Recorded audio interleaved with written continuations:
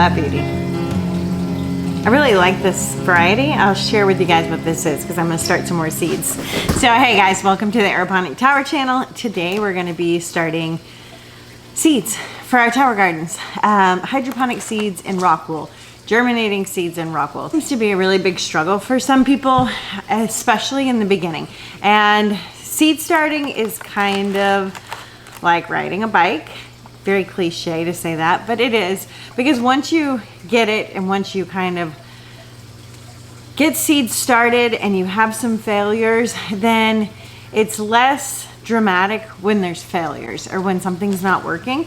A lot of times what I'll see is people will start tower gardening for the first time or some sort of hydroponic system, and it's hard to start the seeds and they get kind of frustrated and overwhelmed, and we'll have some losses in the beginning, and those losses will feel like a complete failure, and then they want to give up, because a lot of times people are new to gardening in general.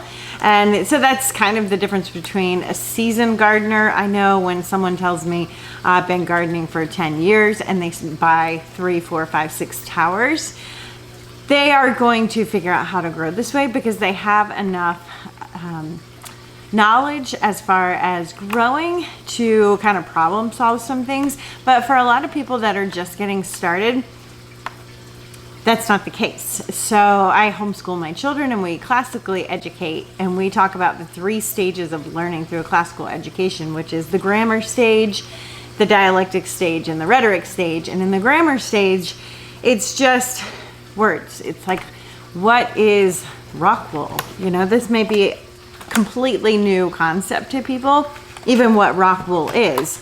I had someone ask a question the other day, and there is no stupid question. There is no bad question.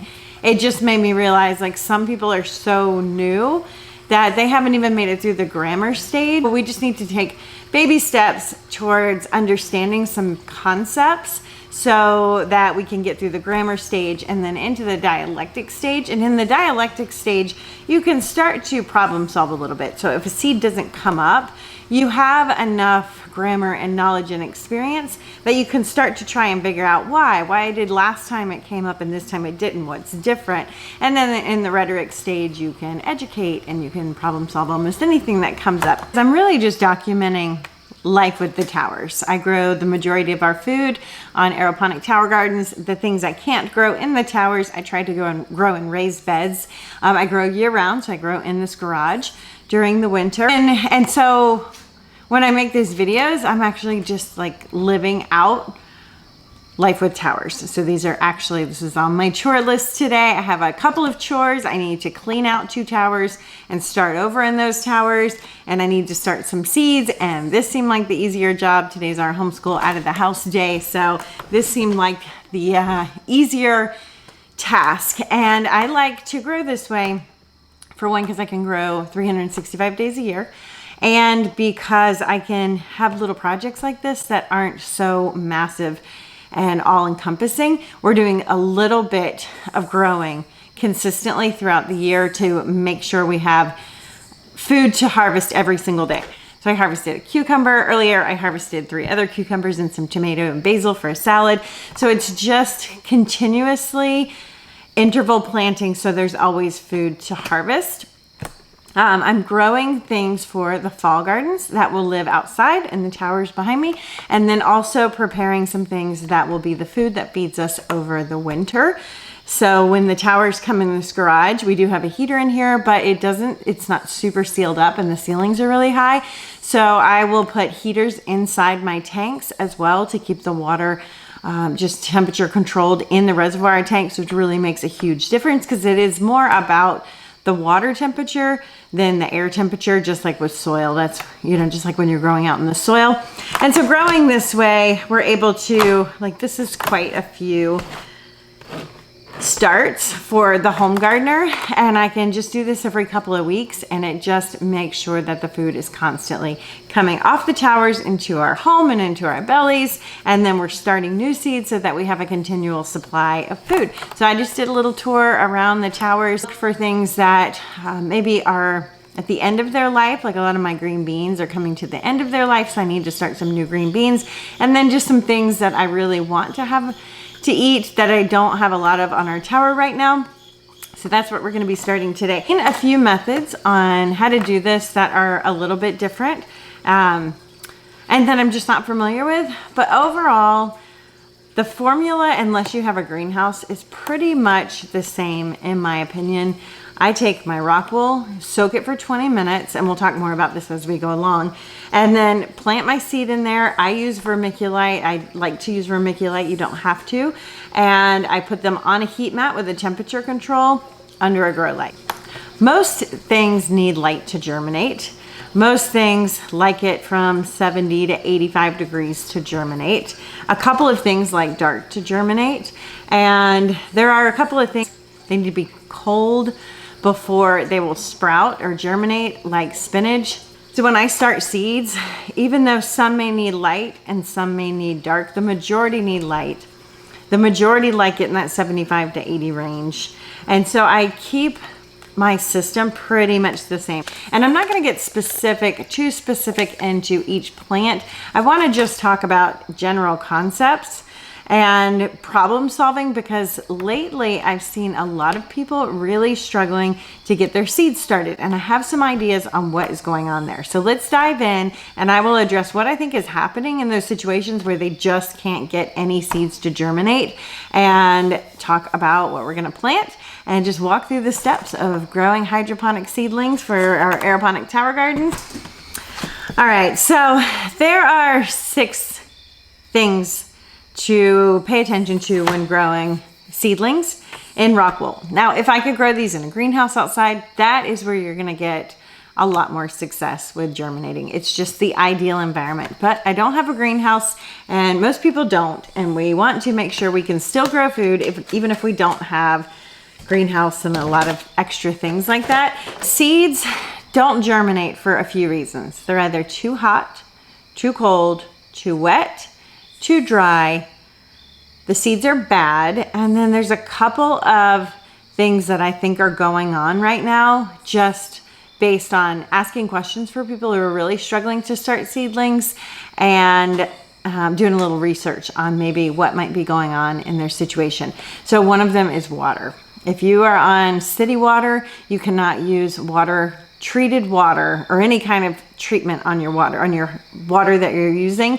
You cannot use that water to germinate seeds. You can use it a lot of times to grow plants outside. I still recommend put a filter on your hose if you are on city water, to clean that water and then put it in the tank. But your plants will grow after they've germinated, even with water that may be chemically treated. But your seeds will not germinate if you have chemically treated water. Not many anyway. You'll have a very high fail rate, especially if there's chlorine involved. And a lot of areas, I'm from Florida, North Florida, and you know, the chlorine is so strong you can actually, when I lived there, I didn't notice it as much. But when I go back to visit, I am not used to that smell anymore, and I can actually smell it in the water. So that will cause your seeds to not germinate and basically just deteriorate and die. So you'll have a low germination rate with that. The other thing that I think is going on is Rockwool may not be Rockwool. And this is just a new concept that popped up recently. There's people saying they bought Rockwool and it feels like fiberglass. And Rockwool does feel a little bit like fiberglass. It is a little bit. It's woven lava rock, so it does have that kind of fiberglassy feel to it. Not the way that some people are describing it. So I'm wondering if there is, and this was also with some cocoa coir, some people having a really hard time, and those cocoa coir pods, their seeds not germinating. So I'm wondering if there is some knockoff products that are not using actual Rockwool, or they're cutting corners when they're weaving their Rockwool, or if there's something in the cocoa coir that's not clean that's causing low germination rate. And last year I didn't notice that, but it may just be that I'm in contact with a lot more people right now. But this seems to be a theme that I'm noticing, like they're doing everything right and there's still no germination rate, or very, very low, and then come to find out they bought Rockwool on Amazon, or they were using cocoa coir from Amazon or something like that. I've seen this also in soil gardening, where a lot of people's gardens have been failing. This was in the spring when they were starting all their seedlings for the same reason. The soil, the potting soil and the starting soil was not correct. It didn't have the right stuff in it to grow seedlings, and so they were just having poor germination rates, or the seedlings were coming up and then not being able to thrive unless they transplanted them quickly or fed them. So I don't know what's going on in the world, but it seems like there is maybe corners being cut on a lot of things. There's been a lot of issues with compost. There's been a lot of issues with garden seeds and seed mix-ups and all those things. And I don't know if it's just because there's a lot of people entering into growing food these days and it's overwhelming the industry a little bit, or if it's just because of inflation and people are doing what's called shrinkflation, where they are giving you less of something, so the price may not change, but instead of 100 seeds, maybe you're only getting 80 seeds now. Maybe that's happening with some of our growing materials. So I purchased my Rockwool from Tower Garden, and I'll put a link below. I actually don't make any money if you order from Tower Garden. I do with the towers. I'm an affiliate link for the towers, but if you buy Rockwool there, it's not a part of my affiliate program. So I'm not just saying buy it from Tower Garden because I get a little kickback on it, because actually I don't get a kickback or any benefit, financial benefit from you growing the Rockwool. It's just that I trust their product. I have it. I've been using it for a long time and it works. I also get the question with nutrients. Same thing. I trust the science. I trust the integrity of the company. I do not make money if you buy minerals from Tower Garden, but they are the ones that I would recommend. I'm familiar with them. They seem to be pretty fail-proof for me. I grow everything on them without having to worry about things needing different variations of anything, and they just work. So those are the issues that can come up: too hot, too cold, too wet, too dry, bad water, bad seeds, and possibly incorrect growing medium, or like a knockoff growing medium that's just not going to give you the same success. The purpose of the Rockwool is it's woven lava rock, so it's super, super absorbent. Let me see if I can pull one up here. So it's going to hold a ton of water and still maintain its shape. And it's not going to fall apart. If we had this much water with like soil pods or different things, it would just fall apart. So these hold their shape. They have great integrity while also having extremely dense moisture capabilities. Also, they are porous, so the roots can grow through these, and you can get a nice established root system before you put your plants into the tower, which is what I recommend doing. I put my plants in the tower once they have established roots, meaning I can see roots on all four sides of the Rockwool and the bottom, and they have a decent sized leaf span. That's just my preference. I see people put very, very small, basically just sprouted seedlings into their tower gardens, and it works for some people. Usually it's things that are pretty hardy, like kales and brassicas can typically handle that, Swiss chard, a lot of the leafy greens, but some can't, and there can be backsplash depending on if your tower's level or not, or how much water is in your tower, or the size of the plants above your tower, or above the new seedlings. So sometimes I have found when the water drips onto the Rockwool, there can be a little backsplash into where the little plants are, which can kill off your new seedlings. So I like to just give them time, and that requires having a solid grow station set up so that you have a place for these to grow and be out of the way so they can get to a decent size. And then when you put them in the tower, it's a really fast turnover because they're ready to go into the tower. They have roots on all four sides, and they're going to grow really quickly. If you put them into young, and I'll link a video below where I showed this, where I put two lettuce side by side. One was really young and wasn't the right size yet, and one was the right size, and the one that was small basically did nothing for a week. It just stayed there in shock for a week, and then it started to grow. The one that was ready doubled in size in a week, and I was eating that food within 3 weeks. So I find it more advantageous to wait until they're the right size. It also allows me to keep things growing in my tower longer. So the lettuce that's already in there can get bigger, then I can harvest it and put another one in its place that's ready to take off, which just makes your food turnover a lot faster, which is my personal goal.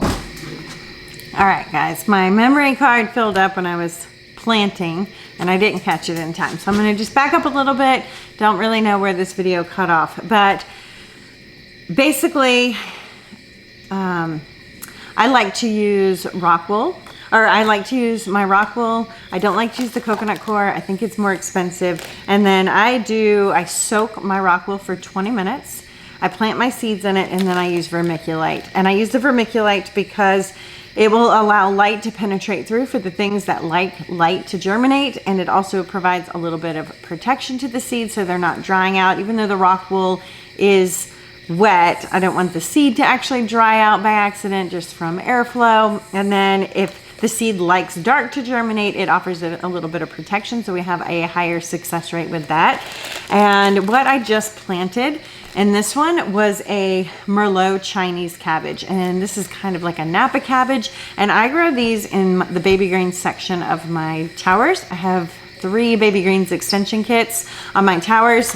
I'm actually considering doing an entire tower with just baby greens extension kits for in the garage over the winter. I haven't decided yet, just to increase the amount of food I can grow because it gives you more growing space. So we can grow 16 different plants on one grow port or grow cage with baby greens grow ports versus the standard grow port, which is only 8. So it's a pretty big difference, and we use the term baby green. We call it a baby greens extension kit, but I grow Napa cabbage on there. And if I grow a Napa cabbage in a grow port, a standard grow port by itself, it can get bigger than when I grow it in the baby green section, but not always. If I grow them in the baby green section towards the top and they're getting a lot of light, they grow the size of a traditional Napa cabbage, maybe a little bit smaller, which is actually nicer because you're harvesting faster and you're not having to worry about leftovers. I can harvest one of those medium-sized Napa cabbages for a meal. Don't really have to worry about storing it in the fridge or anything like that. So I did some Merlot Napa cabbage here, and here I like to do 1 to 2 seeds. I have found 2 Napas growing side by side is great because I can harvest one when it's a little bit smaller, which then allows the other one to continue to grow, so it gives you more food. I also planted some beets, and beets I have found with root vegetables. I have said before that if you plant 1 seed, it gets larger than if you plant multiple seeds. But lately I've been testing that with some turnips and things, and I find with beets, 3 growing in 1 grow port is a nice number. And the reason is a beet is gonna get to a nice size. I have one growing right now and it's just single, but a beet off the tower, I'm not looking for them to get this big because that can take a really long time, where if I let them get about half that size and eat them consistently and plant new seeds and interval plant them, then I just always have access to beets. And they taste a little bit more gentle when they're not so old like that. So I have moved to planting about 3 seeds with my beets and turnips. And then what you can do is the largest one out of those, when you feel like one is big enough to eat, you can just harvest that and leave the others in, and they can continue to grow. Food in the garden, when it's crowded out, it will stay smaller and some things will get dwarfed because they're fighting for nutrients. These plants are not going to fight for nutrients if you put too many in one Rockwool, but they can start to shade each other out with the leaves and things like that. So I do think they grow faster if you plant more, just because you're getting more food faster, and you end up being able to eat more tender, younger things faster if you do 3 or so seeds. Now, I still have beets out there and turnips where I planted 1 seed. I'm just letting those get a little bit bigger. But lately I've switched to doing about 3 seeds for all my turnips and my beets. Beets are so healthy for women. They're healthy for everybody. They're amazing for athletes, and they grow so great. I've grown them year round on my towers. I've been able to grow them out through all throughout the summer, and I will just continue to plant them and harvest beets continually. So I'm always starting beet seeds. I start my seeds about every 2 weeks, and this is about as many as I start at one time because I'm constantly starting them, and I have 3 grow stations. I'll show you guys at the end of this video so you can see my setup for that, but it's very simple. I'm not having to plant hundreds of different starts at one time, plant all that food in the garden, harvest all that food and deal with it. I can just slowly chip away at our groceries. Today's our homeschool day. I'm out of the house. I'm actually really tired, and I can still come out and do this task. Like, it's nice out, I can hear the crickets, and I get to get excited about the food I'm gonna be bringing into our home by doing this without getting overwhelmed. Let's get back to planting. We did our beets, and I did a bullnose blood beet. I don't have a favorite beet, and you can thin the greens on your beets and use them in your juice if you feel like some of the greens are shading out other ones. You can trim those greens up a little bit. So I'm gonna do a couple of really cool things. First, I need some Kalima green beans. I noticed all my green beans are getting a little bit ick out there. Green beans will start to like cucumbers, and I do see this on forums a lot too. People say, what's wrong with my plant? The green bean plant starts to get spotted and yellowed. It's just, sometimes it's just old. It's just done, and it's time to pull it out. Most of the time when people are asking what's wrong with my plant, their plant is just old. So keep that in mind. I was sent one of these indoor units from a company. The food grew and was so beautiful. And then all of a sudden it just kind of got leggy and went downhill super fast.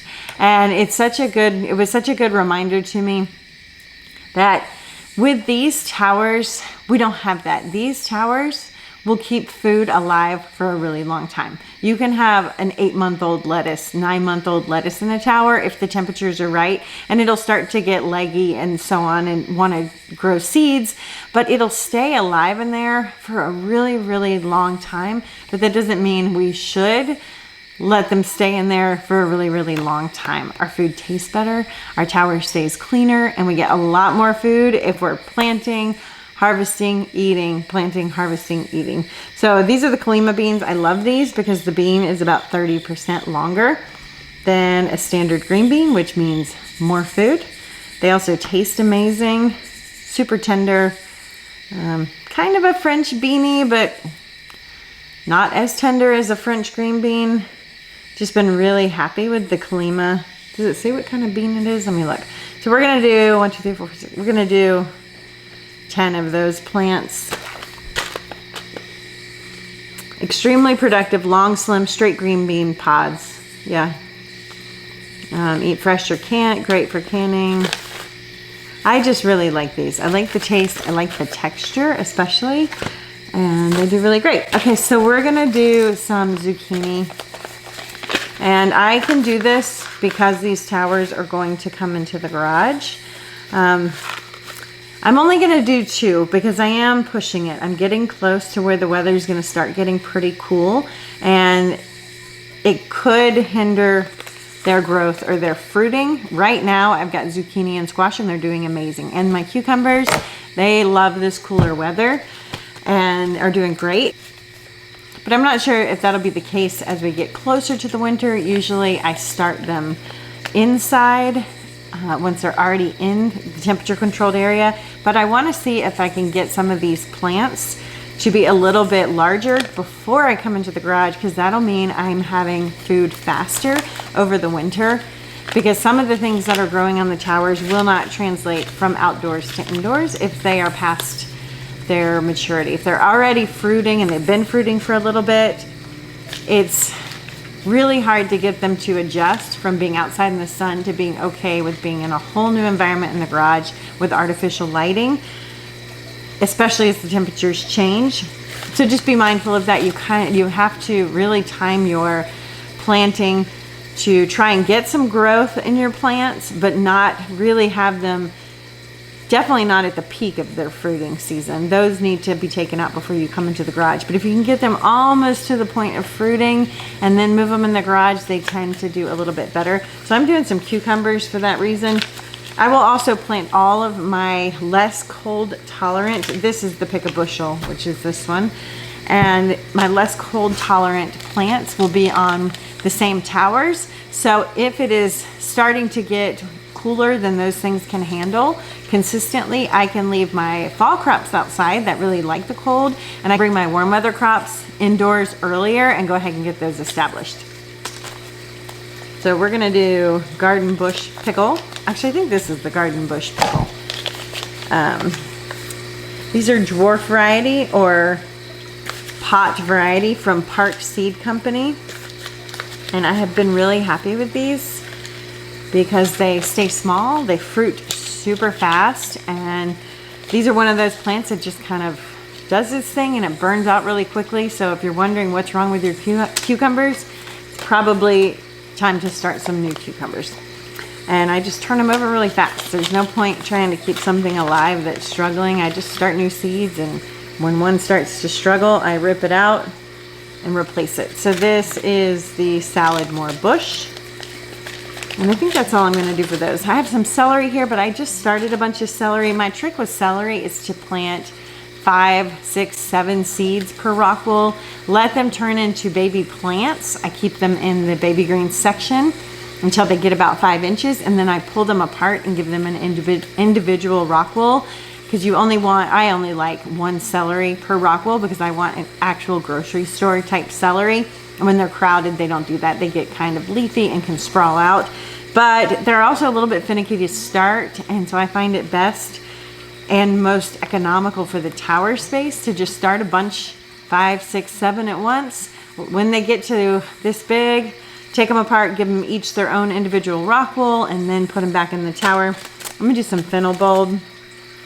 So the reason I grow in these small trays, and this part of the video might have got cut off earlier, so I'm gonna say this again, is because we want to make sure like things are planted with like things, because we're gonna be putting domes over these to create a mini greenhouse effect. If you had a greenhouse, that is the optimal place to start seeds and where you have the most success. We have to mimic that, which is why we have our heating pad and our domes and all our things. But once they germinate, we need to be able to take this off. And if you have a lettuce that germinates really fast next to a bell pepper or green pepper, some sort of slow to germinate seedling, then your lettuce is gonna pop up and you're gonna need to take this off, and your other one's not gonna be ready to germinate for a couple of weeks. And by taking this off, you can really decrease your germination rate by not giving those seedlings their optimal environment. So over here, I've got my Napa cabbages and my beets. Those are gonna germinate at about the same rate. And my green beans and my squash are gonna come up super fast. Cucumbers too, so I need to put some really fast germinating things over here. And these trays, very affordable. They've held up really well. They're really inexpensive. And they've just offered that option to allow me to have these little small segments. When I do big trays full, they also can grow and shade. The lettuce can get big and kind of shade out something that's next to it that may be taking a while to germinate, like a watercress or a celery. Those can be really delicate in the beginning stages, and then the lettuce can end up killing those plants if they're crowding them, because you can see how close the Rockwool is here. So I like to just keep like things with like things. Now that's easy to do if you're a farmer, tower garden farmer, and you're starting entire huge trays of the same kind of lettuce. But because we're interval planting as a home gardener and replacing the grocery store, it looks a little bit different because I am going to have to mix some of these things up. I did 9 cucumber plants. So let's do something that's gonna pop up really quickly with those. And then I have a couple of unique things that I want to try. So here is a crisp head. These seeds are from True Market. I'm gonna link all of my seeds below. So if you have any questions on those, these packages, when you see these are Park Seed Company. I really like them. True Leaf Market is great. I buy their sprouting seeds. It saves me a ton of money because these are, let's see, 4 ounces worth of seeds for maybe $14 versus 100 seeds for $3 or $4 or $5 in one of these packages. It's a massive difference. And this have a pretty good germination rate. I think this one was 97% germination rate. Really good. So this is a crisp head lettuce. I have these in individual bags for a course I was running, and these get nice and crispy. I had the question, like, why is my lettuce not crispy?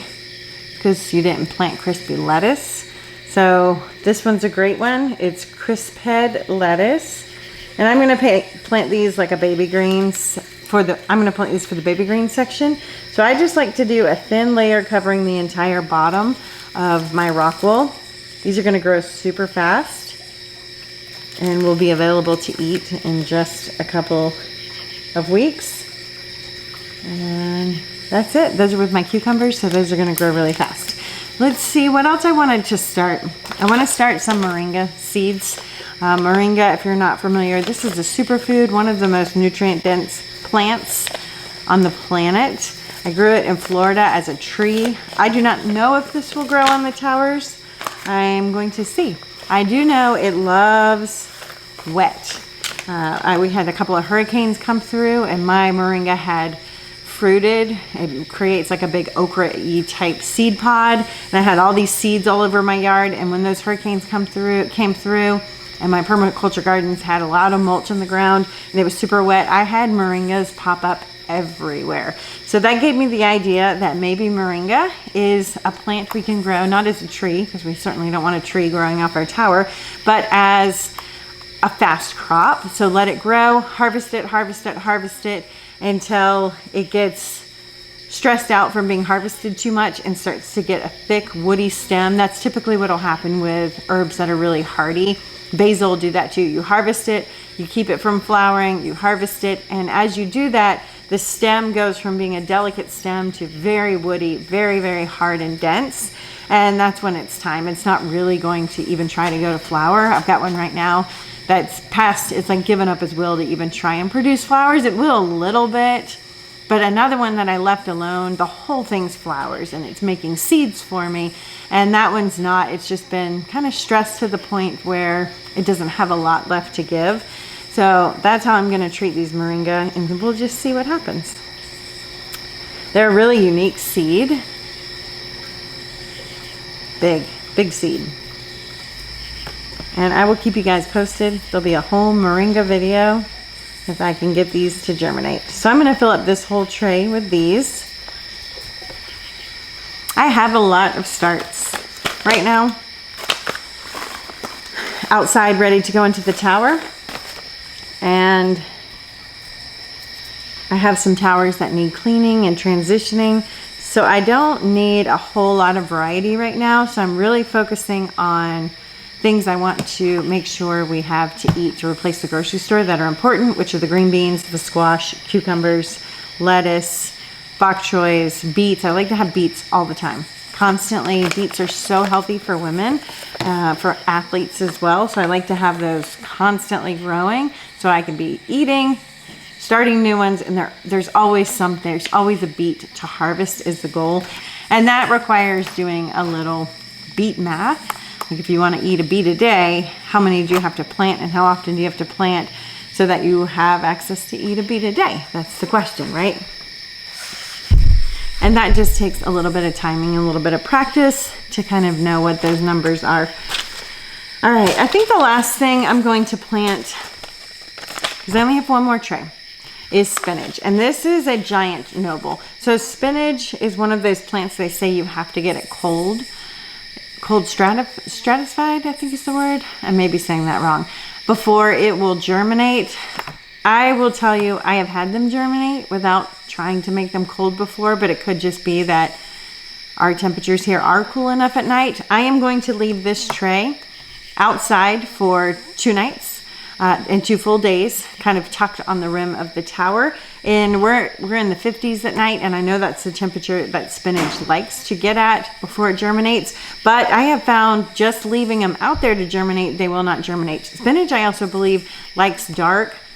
So I am going to put a little bit more vermiculite on the spinach than on my other things. Most things like light to germinate. I'm pretty sure spinach likes dark. So I'm gonna do that one with a little heavier load of vermiculite. But after 2 days outside in the colder temperatures, I'm going to move these onto my heat mat and do just the same as I am all of the rest of these. And I'm going to do a pinch per Rockwool. So maybe 5, maybe 10 per Rockwool. Spinach is not my favorite on the tower. It doesn't do super great under artificial light, I have found. It likes to bolt, stays smaller. Grown in the perfect conditions outside with light, it does amazing, which is the perfect conditions now, like the fall garden. But I have found for growing indoors, there are better things you can grow, just FYI. And I know we all love the idea of spinach because it's been sort of marketed to us as this perfect superfood, and we're familiar with it. But there are a lot of greens that are more nutritious and tastier, in my opinion, that do way better on a tower, and you just get a lot more bang for your buck. I typically only grow spinach outside in a raised bed, and I harvest it almost full. Like, I cover the whole thing and let them grow, hack them back, and that's how I get my spinach and store it in the freezer.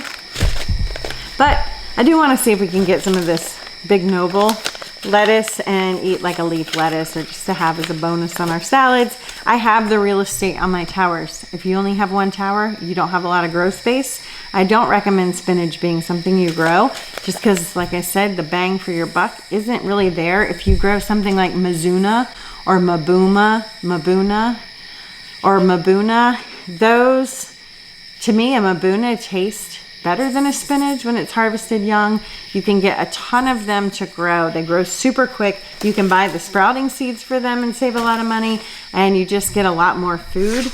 And actually, Mabuna, in my opinion, is more nutritious than spinach. So I have one row here of 3 left, and I'm gonna do some Kamatsuna. This is a superfood. This is a superfood green. It's from Tokyo, Japan. Dense in nutrition and so refined in flavor. It's known as spinach mustard and can be used cooked or raw and have a mild spinach flavor. So here's another one. Great alternative to spinach. It's going to grow better. In my opinion, they taste better and you get more. And with this one, I'm gonna do about 6 seeds per Rockwool.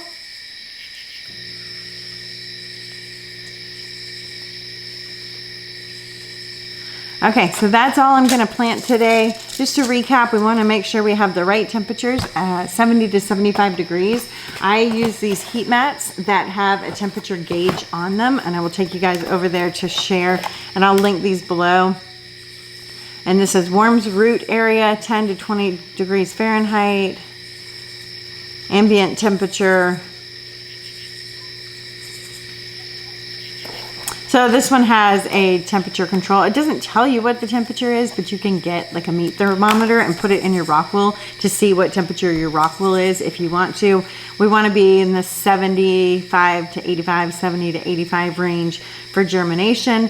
I found all the way on high is way too hot. Low, all the way down and low is not hot enough for my area. We're in the 50s at night and then 80s in the day. So when these are on the heat mat, if you put your hand over them, you should feel some radiant heat or some warmth, but you don't want them to be hot to the touch. If they're hot, you might have already killed your seeds and you may need to start over. So just be mindful of that. So having the temperature control on those is really helpful. So let's put our vermiculite on.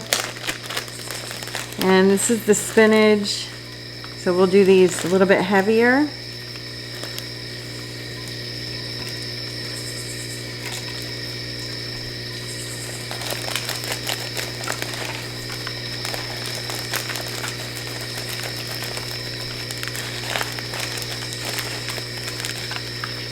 And then these other ones, I'm just doing a light sprinkle. Like I said, most things like light to germinate. I actually don't remember what beets like, but this is how I start my beets. And they always start, so sticking with it. The things like the squash and the beans, I'd like to just make sure, in the cucumbers, I'd like to make sure the seed is covered. It just really helps the seeds to be protected and not get dried out, especially bigger seeds like that. Look at that, we have just enough. Okay, and now we stick our dome lids on. I have a bunch of these for a course I'm doing. So they don't have their stuff on yet. They're not put together yet, but you just put the little vent on. They snap right in and make sure the vent is closed. And as soon as your stuff germinates, you take the dome off. There may be a period where a lot of it germinates and some of it doesn't. You can keep the dome on for a couple of days without harming your germinated seedlings. If it gets to where they're germinated and you're like 3 days in, that's when I would pull the ones that haven't germinated out, put them in their own container and put them back under there and just transition them, give them a little bit of time. Some things say 5 to 7 days to germinate, but can be longer. And then sometimes things don't germinate. Sometimes just the seed can be old. For whatever reason, it doesn't work.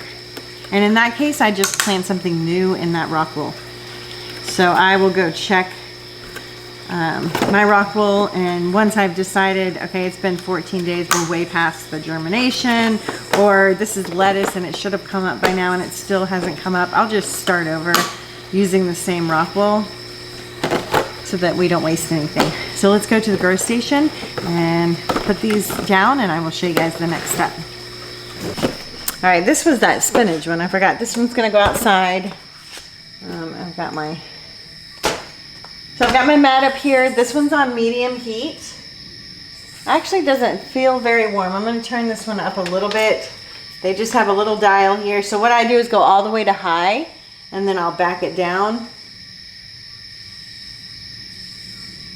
Because they really don't do a good job of gauging. Like, they don't give you a really accurate gauge. You kind of have to go right, then left, and then find the middle. And let's take a look. If you go back and watch one of my last videos, it was on hydroponic basil growing. And oh, look at this. I mentioned in there that basil gets these super tiny, precious, it's just moving some water. I watered this today, so there's a little water in the bottom. These little tiny, precious basil leaves. So these are my germinated leaves. So I can take the lid off. And basil doesn't like to be wet. 1, 2, 3, 4.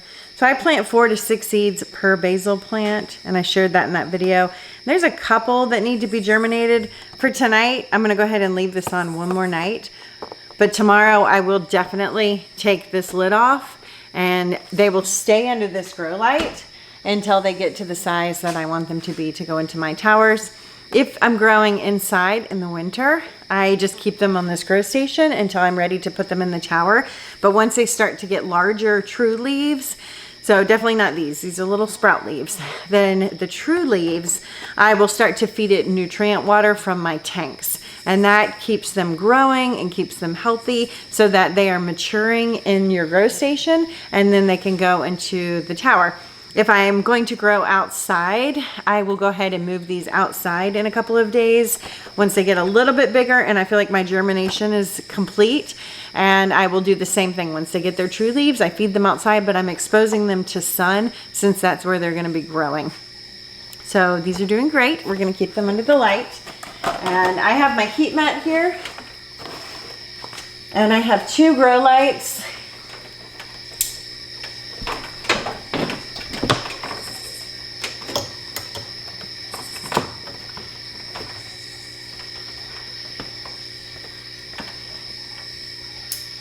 Okay, and these are Fairy Morse grow lights. These are a T5 light, and I just love them. I am not a huge fan of the LED grow lights for my starts. I don't know if there's anything wrong with them. I'm just used to these, and I love these so much, and I can leave them on 24 hours.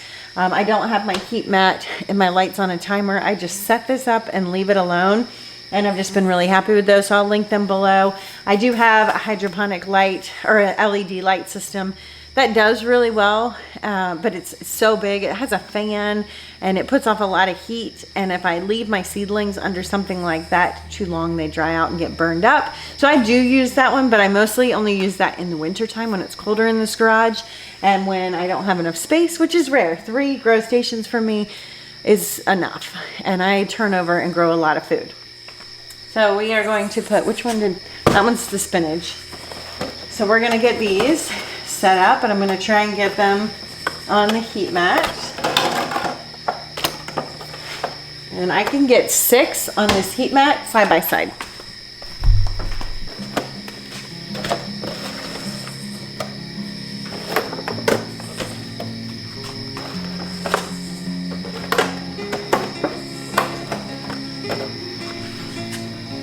And that's it. We have 6 grow trays, which is 72 seedlings started just in this one little section. You'll do the same thing as I just mentioned with the basil when these germinate. Once they germinate, take the lid off, let them grow until they're ready to go into the tower, whether that's outside in the sun or under your grow light, or it can be a combination of the two. You can leave them under your grow light if your weather outside is rainy and you're just afraid they're gonna get damaged, because I have had that happen.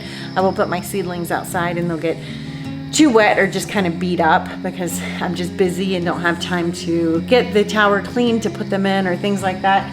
So you can leave them right here, and then when you take them outside, just harden them off. So take them outside for a couple of hours every day until they get acclimated to the full sun, and then they could stay out full time.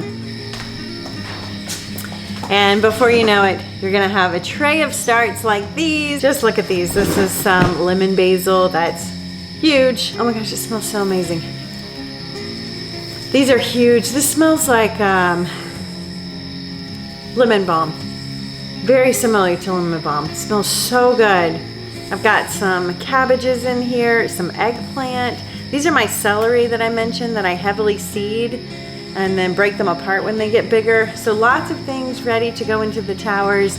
Got some work ahead of me, cleaning out towers from tomatoes. This is my chai jai mai sai bok choy, some parsley, and just watercress. So many seedlings. I started all of these the same way that I just mentioned. So just making sure not too much water, not too little, not too cold, not too hot. Don't give up. If you're really struggling, it might be time to look into the quality of your products, or if there's something going on with your water. Even filtration systems can put off byproducts that could deter your seedlings from sprouting, so it may be worth investing in just a bottle of spring water to get you through the germination rate. It's the germination rate that the plants are the most sensitive. Thanks for watching, guys. I hope this helps equip you to grow your own food in abundance. Food freedom comes from being able to do this. The minute you can start your seeds, you can grow any food you choose, anytime you choose, which means you can actually start to replace the grocery store and take back control of the food you eat and the food you have access to. Thanks for watching. I'll see you guys on the next video.